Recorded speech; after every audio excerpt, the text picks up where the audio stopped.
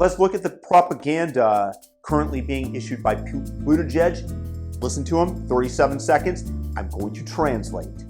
To work with your contractors, to work with your community colleges on building a workforce that reflects the community.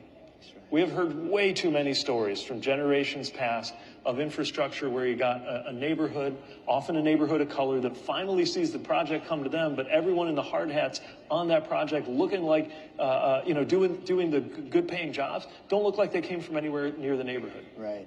You can build community wealth that will help close wealth gaps in this country if we can tear down those barriers. But that happens at the delivery level. What he's once again saying is that you are victims. The only reason that you are not where you want to be economically is because we have not doled out the tax dollars to you. We have not hired based on affirmative action, and therefore we will dole out the money to you if you continue to vote for the Democrats.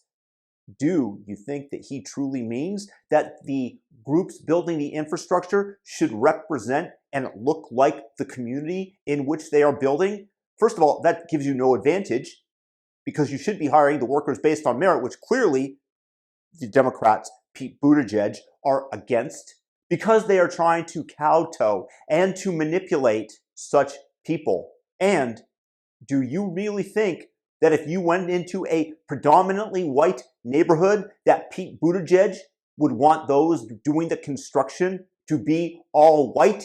Do you think that that's what he's saying here? Do you think that this should apply equally across neighborhoods? And do you really want us to become more racially divided than we already are, Pete?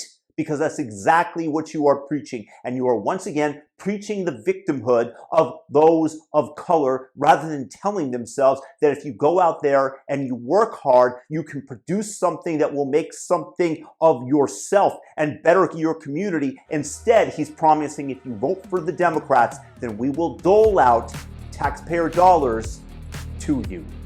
It's a bribe, nothing more.